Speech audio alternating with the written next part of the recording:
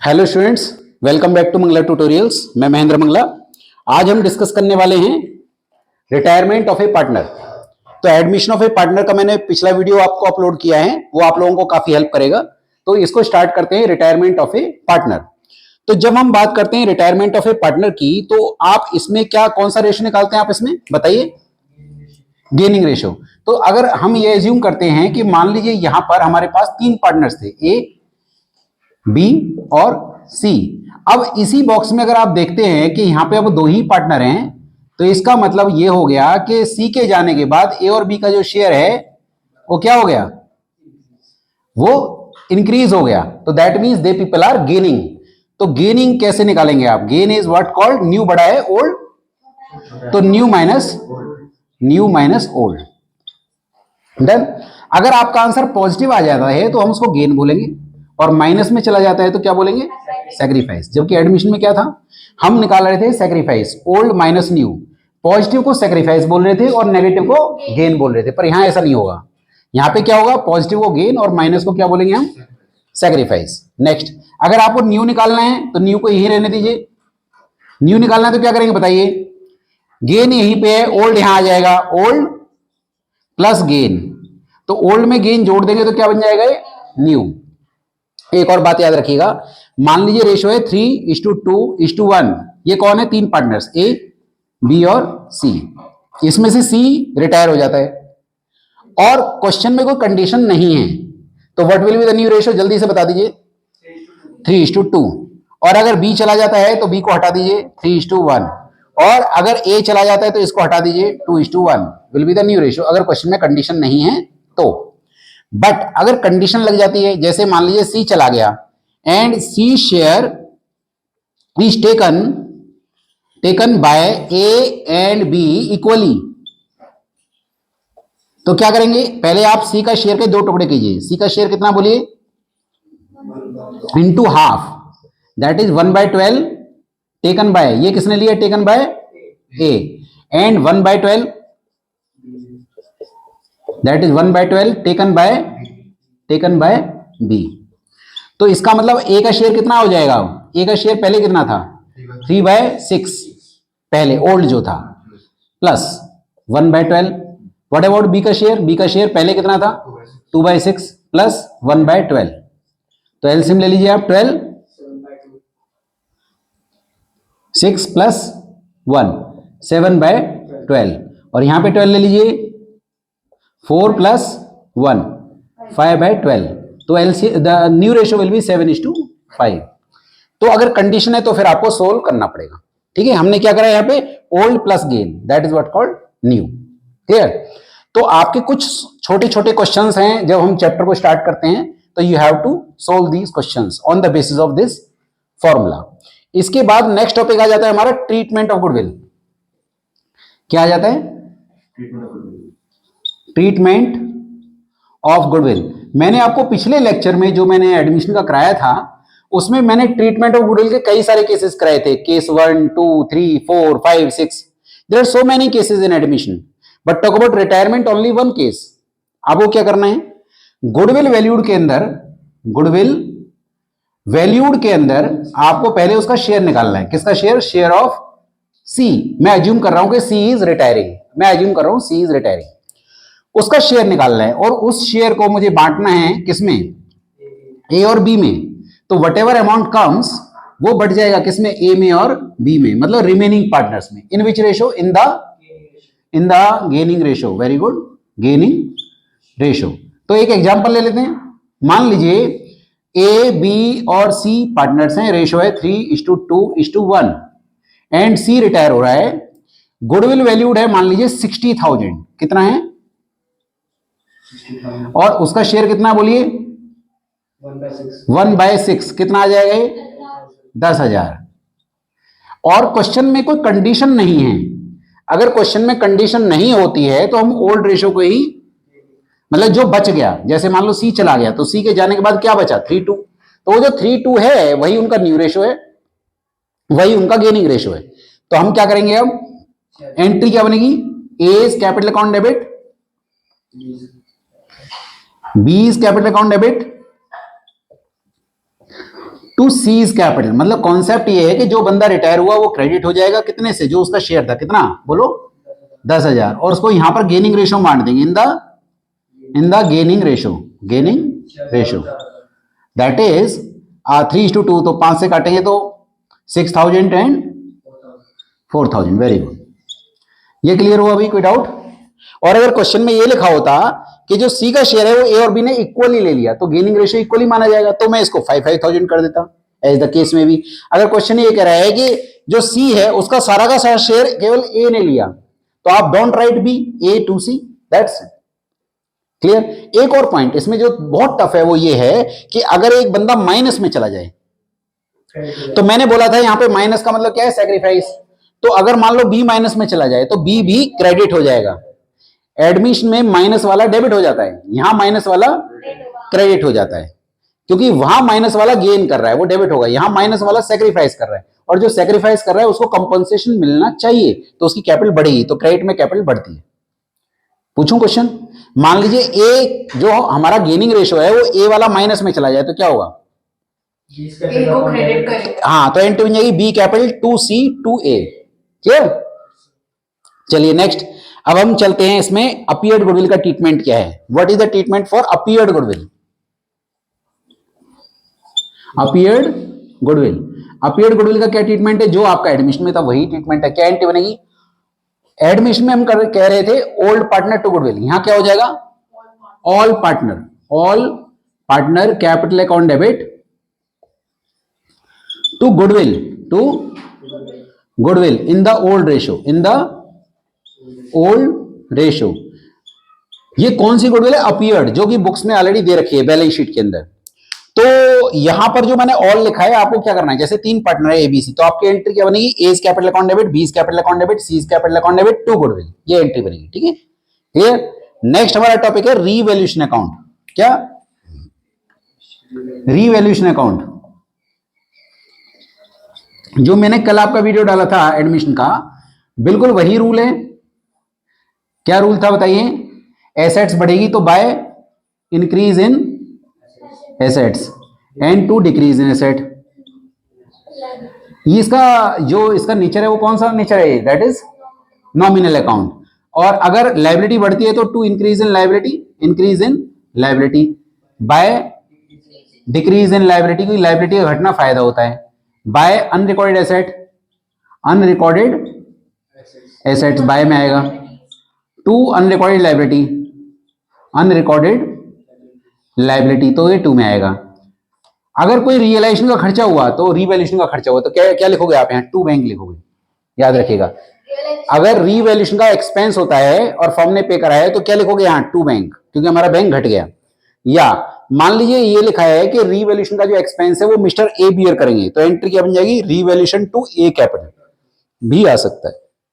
अब जो यहाँ प्रॉफिट निकलेगा तो प्रॉफिट ट्रांसफर टू, अब जो यहाँ ट्रांसफर होगा, एडमिशन में बट रहा था ओल्ड पार्टनर्स ओल्ड रेशो, यहां बटेगा सम में ऑल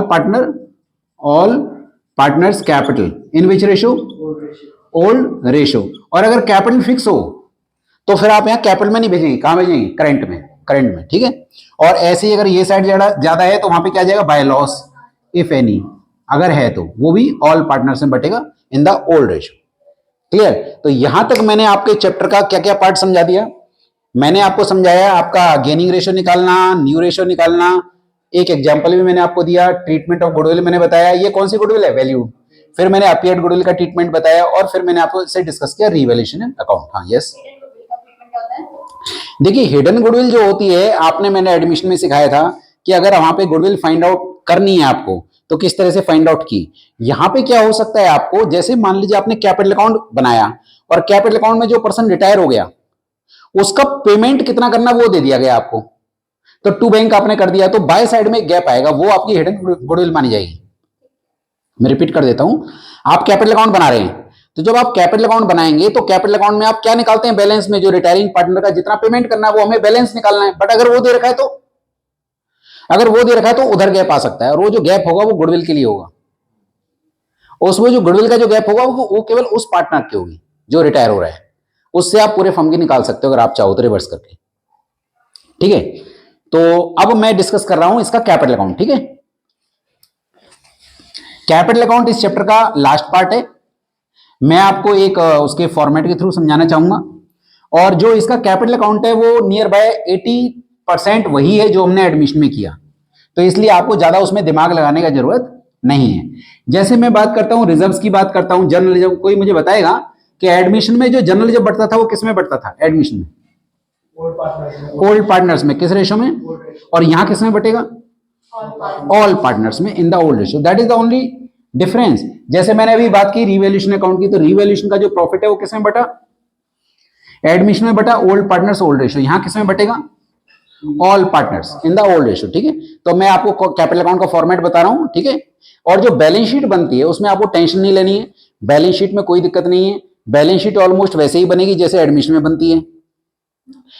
आपने कहा सर फिर डिफरेंस क्या होगा? डिफरेंस केवल ये रहता है कि आपका जो एडमिशन है उसमें पहले 2 पार्टनर्स की कैपिटल थी, फिर 3 की हो जाती है। इसमें पहले 3 की थी, अब 2 की रह जाती है। बाकी मान लीजिए फर्नीचर पहले 10,000 का था, अब 1,000 रुपए से कम हो गया, तो नई बैलेंस शीट में कितना आ जाएगा? 9,000 रुपए। तो it depends, you are doing whether question, you are doing one question of admission और you are doing one question of retirement, but ultimately balance sheet preparation will almost will be the same. Yes, अच्छा, over value and under value. चलिए बता देता हूं revaluation account में क्या होता है कि मान लीजिए हमारी एक बैलेंस शीट दे रखी है और उस बैलेंस शीट में आपको फर्नीचर दे रखा है। क्या दे रखा है? फर्नीचर। और फर्नीचर जो दे रखा है वो दे रखा है 90,000, और नीचे एक इंफॉर्मेशन दे रखी है कि furniture was found under valued bye 10%, कि 10% से उसकी वैल्यू डाउन है।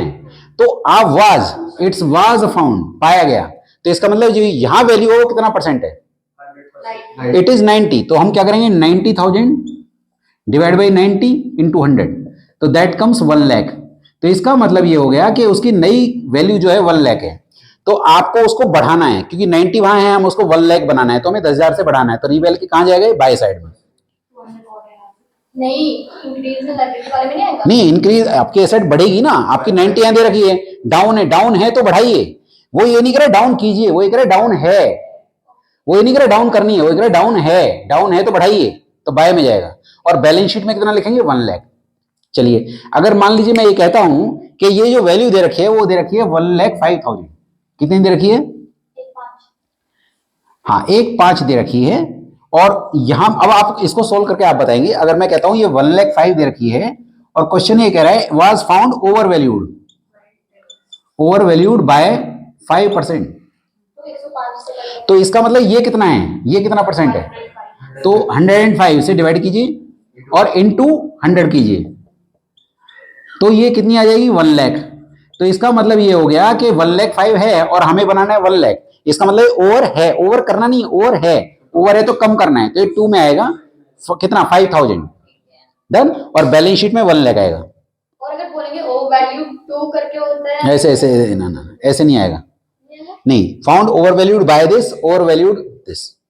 ये बाय में जो मैंने जो लिखा है बाय, इसमें या तो वैल्यू होगी या परसेंट होगा। अगर वैल्यू है तब तो समझ इजी है, पर अगर परसेंटेज है तो ऐसे निकालना है। ठीक है,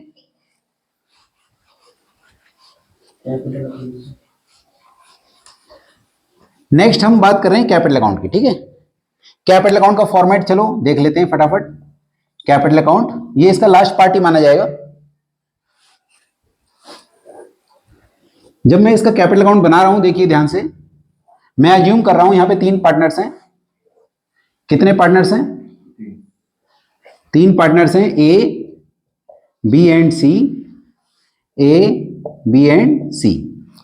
तो इसमें हम सबसे पहले क्या करेंगे बताइए? सबसे पहले हम करेंगे by balance brought down, by balance brought down. और वो ब्रॉट डाउन किस में करेंगे हम? तीनों में। जबकि एडमिशन में जो होता था वो केवल ए और बी में होता था, यहां पे किस में हो जाएगा? A B C. इसके अलावा एक गुडविल की एंट्री जो है, जो मैंने अभी बताया था, गुडविल वैल्यू की क्या बनाई थी मैंने, बताओ जरा। A is capital account debit, B is capital account debit to C. ये कौन सी एंट्री थी, कोई बताएगा मुझे? ये एंट्री थी गुडविल वैल्यूड की। यहां पे मैंने 10,000 लिखा था, यहां पे मैंने 6 और 4 लिखा था। तो इसको पोस्ट कैसे करेंगे, कोई बताएगा मुझे? जब मैं देखो एक कॉन्ट्रा है, कैपिटल ऊपर भी है कैपिटल नीचे भी है। जब मैं 2C लिखूंगा, क्या लिखूंगा? 2C कैपिटल, तो कहां लिखूंगा मैं? ए और बी में। वेरी गुड, और जब मैं बाय भी लिखूंगा, by A is capital, by B is capital, तो कहां लिखूंगा मैं इसको? सी में 6000 एंड 4000। क्लियर? ये आपका गुडविल वैल्यूड का मैंने यहाँ पे ट्रीटमेंट बताया। नेक्स्ट है जर्नलिज्म। जर्नलिज्म जब बटेगा तो बाय जर्नलिज्म, और किस में बटेगा? ओल्ड रेशियो में बटेगा, और किस में बटेगा? सारे पार्टनर्स में।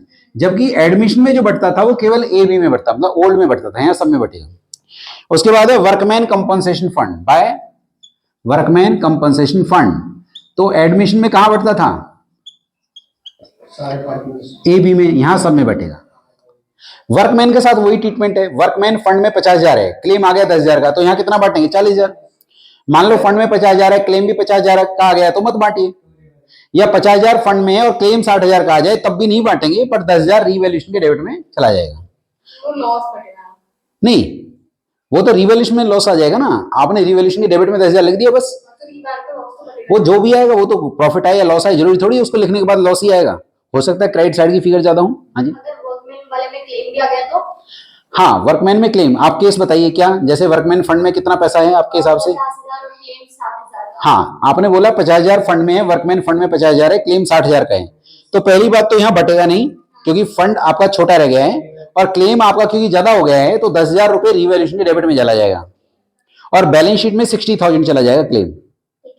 ठीक है, नेक्स्ट अगला है हमारा by investment fluctuation fund. By investment fluctuation fund, ये भी बढ़ जाएगा ओल्ड रेशियो में। किसमें बटेगा? सारे पार्टनर्स में। इसमें भी वही प्रॉब्लम है। इन्वेस्टमेंट, मान लीजिए इन्वेस्टमेंट की वैल्यू डाउन हो गई और आप उसको रिवेल में लिख नहीं रहे। आपने कहा सर ये हम क्यों नहीं लिख रहे हैं? क्योंकि हो सकता है हमारे पास इन्वेस्टमेंट फ्लक्चुएशन फंड हो, और वो फंड बड़ा हो, और हमारा जो लॉस हुआ है वो कम हो। कल मैंने केसेस बताए थे। नेक्स्ट हमारा आ जाता है इसमें profit and loss. Profit and loss दोनों तरफ हो सकता है। प्रॉफिट एंड लॉस अगर लाइबिलिटी साइड वाला है, कौन सा है? लाइबिलिटी साइड वाला। लाइबिलिटी साइड में प्रॉफिट होता है, तो इसे ओल्ड रेशियो में बांट देंगे। किस रेशियो में बांटेंगे? और सारे पार्टनर्स में बांट देंगे। एडमिशन में ए बी में बटता। नेक्स्ट हमारा contingency reserve. By contingency reserve, ये भी कहां बटेगा? बोलिए, ऑल पार्टनर्स में, जबकि एडमिशन में ए और बी में बटता। हाँ, ये लाइबिलिटी साइड का है, तो लाइबिलिटी साइड का प्रॉफिट होता है, तो प्रॉफिट से उनकी कैपिटल बढ़ती है। एसेट साइड वाला लॉस होता है, उससे कैपिटल घटती है, वो 2 में आएगा। हाँ, वो मैं लिख रहा हूँ। रिवैल्यूएशन एक्सपेंस मतलब नहीं, अगर क्वेश्चन में लिखा है कि revaluation expenses will be paid by mister A, तो रिवैल्यूएशन में आप 2A लिखोगे, तो ए में क्या आ जाएगा? By revaluation. वो आ सकता है बाई चांस। नहीं, वो पार्टनर ही पे करेगा, उसमें बताएंगे। पार्टनर फॉर्म ने पे करा तो 2 बैंक कर ही दिया ना आपने। अगर फॉर्म तब कोई रोल नहीं है। अगर फॉर्म ने पे करा तो 2 बैंक हो गया, और अगर पार्टनर पे करेगा तो 2 कैपिटल हो जाएगा। नेक्स्ट, रिवैल्यूएशन में प्रॉफिट हुआ तो क्या लिखोगे? By revaluation. By revaluation bracket में क्या लिखोगे? प्रॉफिट। ठीक है, और वो भी किसमें बटेगा? सारे पार्टनर्स में। किस रेशियो में? ओल्ड रेशियो में। नेक्स्ट, उसके बाद है अगर कोई पार्टनर लायबिलिटी ले ले। मैंने आपको कल के वीडियो में भी बताया था एडमिशन के अंदर, अगर कोई पार्टनर लायबिलिटी लेता तो क्या लिखोगे? बाय लायबिलिटी, ब्रैकेट में टेकन ओवर। Taken over. अब जिस पार्टनर ने ली उसके कॉलम में लिख दीजिएगा। जैसे बिल्स पेबल मिस्टर बी ने ले लिए, तो बाय बिल्स पेबल और बी के कॉलम में लिख दीजिएगा। रीजन ये होता है कि जब कोई पार्टनर लायबिलिटी लेता है तो उसकी कैपिटल बढ़ जाती है। डन? यहां तक कोई डाउट? क्या? 5 रुपए के एक्सपेंसेस थे, वो ए ने पे ऑफ कर दिया, तो उसे रिवैल्यूएशन में जो देते हैं उसका। हाँ, तो अगर मान लीजिए ए ने पे कर दिया रिवैल्यूएशन एक्सपेंस, तो रिवैल्यूएशन अकाउंट में 2A कैपिटल लिखोगे, तो कैपिटल में क्या आ जाएगा? By revaluation. अगर वो कंपनी को करना था और ए ने कर दिया तब भी? नहीं, वो डिसोल्यूशन में ऐसे इतने ज्यादा कॉम्प्लिकेटेड केसेस यहाँ नहीं होगा, वहीं होगा। नेक्स्ट आगे देखिए, अगला है आपका, सुनिएगा, पुरानी गुडविल। क्या करेंगे? ओल्ड गुडविल का 2 गुडविल। ये कौन सी गुडविल है? ये ओल्ड गुडविल है। एसेट साइड वाली जो गुडविल होती है ओल्ड गुडविल, वो राइट ऑफ हो रही है। और किसमें राइट ऑफ हो रही है? तीनों में। किस रेशो में? Old ratio. एडमिशन में कहां हो रही थी? ए और बी में। नेक्स्ट आपका हो जाता है एडवर्टाइजमेंट एक्सपेंस। 2 एडवर्टाइजमेंट एक्सपेंस, और ये भी कहां जाएगा? ओल्ड रेशो में। कहां जाएगा? सारे पार्टनर्स में। और इसके अलावा क्या आएगा? 2 profit and loss. 2 profit and loss, ये कौन सा है? एसेट साइड वाला। और एसेट साइड में क्या होता है? लॉस। तो ये भी आपका तीनों में चला जाएगा। किस रेशो में? बोलिए, ओल्ड रेशो। ठीक। नेक्स्ट अगला है रिवैल्यूएशन का लॉस। 2 रिवैल्यूएशन ब्रैकेट में लॉस, तो ये भी किसमें बटेगा, सारे पार्टनर्स में, किस रेशो में, ओल्ड रेशो में। उसके बाद आ जाता है आपका एसेट टेकन ओवर, जैसे लायबिलिटी ली तो बाय लायबिलिटी, एसेट जैसे मान लो किसी पार्टनर ने फर्नीचर ले लिया तो क्या लिखोगे, टू फर्नीचर, तो टू एसेट, टू एसेट। अब जिसने लिया उसके कॉलम में लिख देना taken over, taken over. Next अगला है, अब देखिएगा जरा ध्यान से सुनिएगा, जब मान लीजिए यहाँ पे सी रिटायर हो रहा है, मैं एज्यूम कर रहा हूं, तो जो सी का वैल्यू है वो कहां चला जाएगा, to C's loan, to C's loan, ये वैल्यू यहां चली जाएगी, जो भी हम बैलेंस निकालेंगे सी का, सी का जो भी हम बैलेंस निकालेंगे वो यहां चला जाएगा टू सीज लोन। क्लियर, यहां तक ठीक है। और जो बाकी दो लोग पार्टनर्स बचे उनका क्या आ जाएगा यहाँ पे, उनका आ जाएगा यहाँ पे to balance, to balance carry down आ जाएगा, किसका, इसका और इसका। अच्छा, अगर बाय चांस किसी पार्टनर के रिलेटिव ने लोन लिया, पार्टनर ने उसको पे बैक करा, तो इसका कुछ होगा? हाँ बिल्कुल, लाइबिलिटी टेकन ओवर माना जाएगा, बाय लाइबिलिटी। अच्छा सुनिएगा, अब यहां तक तो इसका बेसिक कंप्लीट हो गया।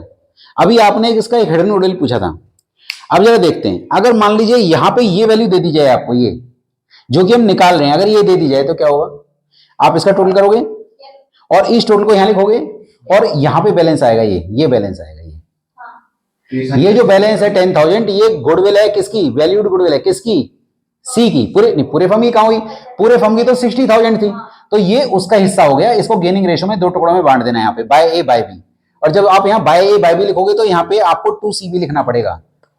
याद रखिएगा, आपका आईएससी में ऐसा क्वेश्चन पूछा गया है, सीबीएसई में भी पूछ रहे हैं। तो उसके बाद इन दोनों का बैलेंस डेफिनेटली इन दोनों का जो बैलेंस है वो बाद में निकलेगा, तो सर ये वाली सारी अमाउंट्स माइनस करके जाएंगे। मैं रिपीट कर देता हूं आपको, क्वेश्चन में गुडविल नहीं दे रखी है, goodwill valued I am talking about, तो क्या करेंगे, यहाँ पे कुछ तो देंगे ना, फिर वो ऐसे थोड़ी है मैथ के हिसाब से, अगर आपको कोई चीज एक्स लेनी है तो बाकी वैल्यूज गिवन होंगी, तो अगर आपको ये आप ये यूजुअली निकालते हो और अगर आपको ये दे दी जाए तो आप बहुत खुश हो मत होइएगा, ये मत सोचिएगा चलो ये दे दी, हम ये निकालते बहुत मेहनत करके और ये दे दिए, आप पक्का सोच लीजिएगा कुछ ना कुछ मिसिंग है। तो आप इनका टोटल कीजिएगा, उस टोटल को यहां लिखिएगा, उसमें से इन सबको माइनस कर दीजिएगा, तो गैप आएगा वो ये, और जब ये गैप आएगा इसके दो टुकड़े कीजिएगा और ये एंट्री बना लीजिएगा, मैं तो कहूं बना लीजिएगा, आपको ये वैल्यू ये वाली निकली और इस वैल्यू को दो टुकड़ों में बांट दीजिएगा, तो जो गैप आया उसको हम लोग वो ये मानेंगे, ये मानेंगे हम, जो गैप निकलेगा वो ये निकलेगा, और जब ये निकलेगा तो ये दो टुकड़ों में टूट जाएगा इन द गेनिंग रेशो, तो एंट्री क्या बनेगी, ए बी टू सी, तो इसे पोस्ट करिएगा टू सी ए बी में, और जब बाय ए बाय बी तो यहाँ पे दो टुकड़े कीजिएगा सी में। तो ये थोड़ा रिवर्सल है, ऐसा क्वेश्चन पूछा गया बोर्ड में, ठीक है। नहीं वो तो डेफिनेटली, वो तो नॉर्मल केस है ना, वो तो मैक्सिमम केसेस में वो तो है ही है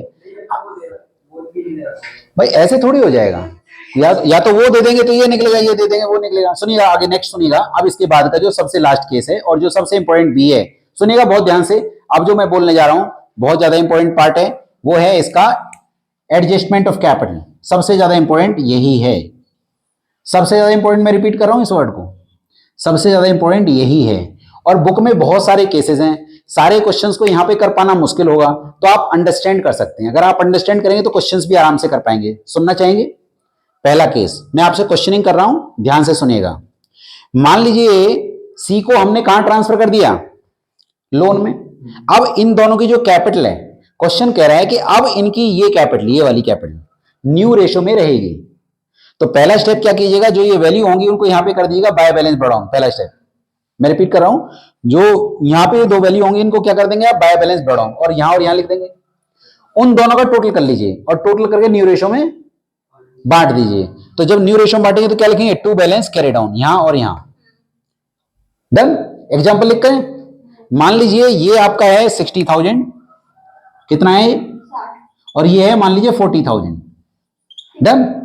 और अब वो कह रहे हैं कि इनके न्यू रेशो में रहेगा और न्यू रेशो है इक्वल, तो पहले 60-40 को यहां ले आइए, बाय बैलेंस ब्रॉड ऑन, कितना 60,000 एंड 40,000, और अब वो कह रहे हैं अब इनका इक्वल रहेगा, तो यहां लिख दीजिए to balance carry down, to balance कितना, वेरी गुड, 50-50 कैसे हो गया, पहले इनका टोटल किया 1 लाख को इक्वल मतलब 1-1 मतलब 50-50। अब आप देखिए कि अगर वो साइड बढ़ा है तो यहां पे क्या आएगा, सरप्लस, और ये बढ़ा है तो वहां क्या आएगा, डेफिसिट। ये मैंने बताया था आपको, एडमिशन में भी समझाया था। तो अब यहां पे 60 बढ़ा है, कौन बढ़ा है, तो 60 को यहां लिख दीजिए 60, और 60 को यहां लिखिए 60, और 60 में से 50 माइनस कर दीजिए, तो यहां जो 10 आया वो क्या निकला, टू बैंक और इसको क्या बोलते हैं हम, सरप्लस, सरप्लस। और अगर अच्छा इसमें 50 बढ़ाएं बाय बैंक डेफिसिट 10 लाख का। तो वहां पे हम जब 50 लिखेंगे तो यहां जो गैप आएगा 10,000, उसको क्या लिखेंगे हम, by bank deficit. By bank. और बाय बैंक जो होता है वो डेफिसिट होता है, डेफिशिएंसी होती है, याद रखिएगा। अब इसमें भी समस्या है। क्वेश्चन ये कह रहा है कि आपको डेफिसिट सरप्लस के लिए करंट अकाउंट खोलना है, तो टू करंट लिख दीजिए, और इसके लिए भी करंट है तो इसको भी बाय करंट लिख दीजिए। वो मैंने आपको पहले भी समझाया है। इसमें 2 एज करंट होगा ना। तो यहां पे हो जाएगा 2 एज करंट, यहां पे हो जाएगा बाय बीस करंट। Done, clear.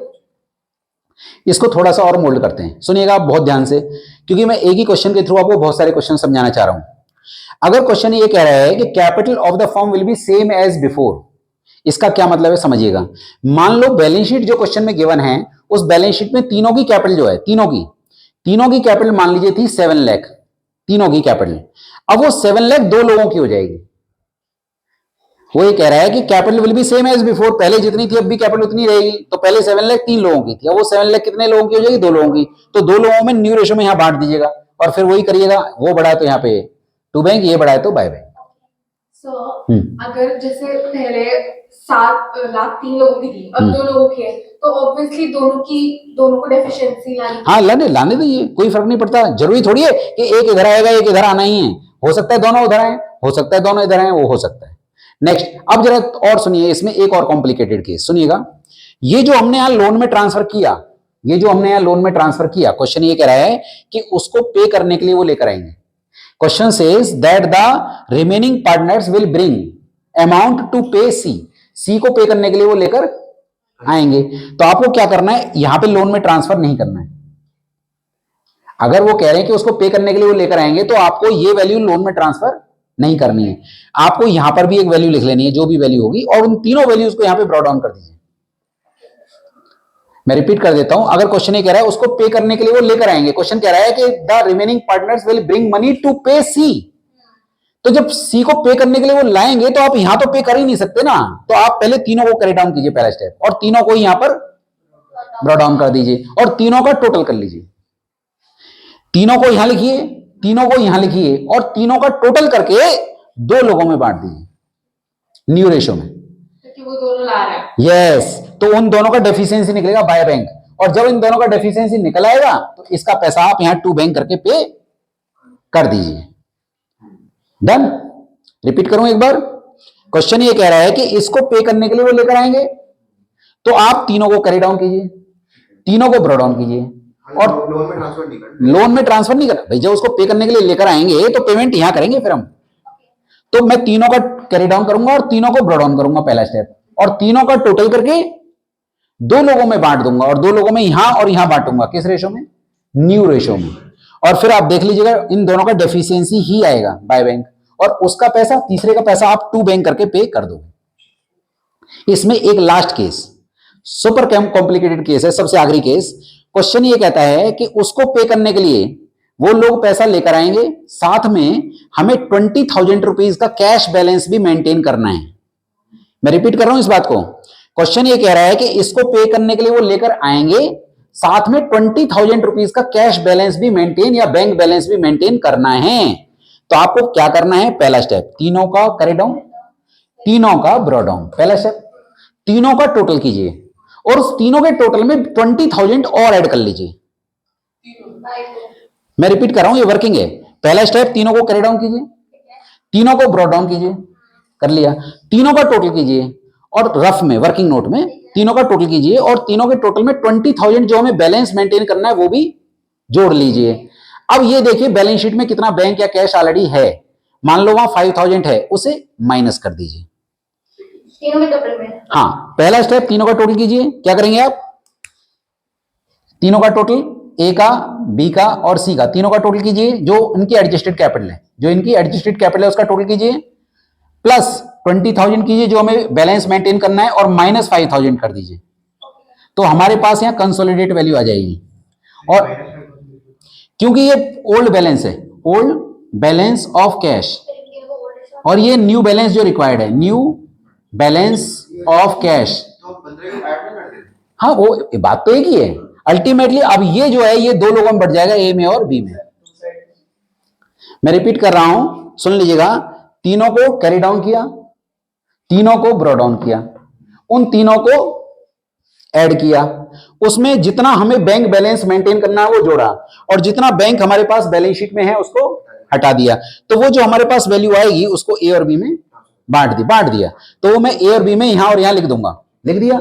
अब ये देखिए ये बड़ा है तो फिर वो बाय बैंक हो जाएगा, और इसका जो सी का जो पैसा है उसको आप यहां टू बैंक करके पे कर दो।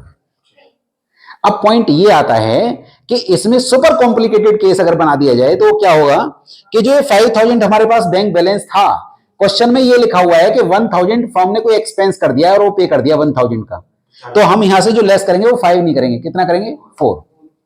वो कैसे पता चलेगा कि वो एक्सपेंस डांस से करना? वो क्वेश्चन में क्लियर लिखा होगा कि form paid 1000 rupees, paid word लिखा होगा, तो इसका मतलब जो 5000 हमारे पास बैलेंस शीट में उसको 5 मत मानिए, 4 मानिए। डन। तो ये मैंने आप लोगों से सारे केसेस डिस्कस किए हैं। बैलेंस शीट आप इजीली बना सकते हैं, अगर आप स्क्रीनशॉट लेना चाहें तो आप ले सकते हैं, ठीक है। तो ये आप लोगों को वीडियो आप लोगों के क्विक ब्रशअप के लिए काफी हेल्प करेगा, आप अपने एग्जाम्स के लिए क्वेश्चंस को प्रिपेयर कर सकते हैं। Thank you so much for watching my video.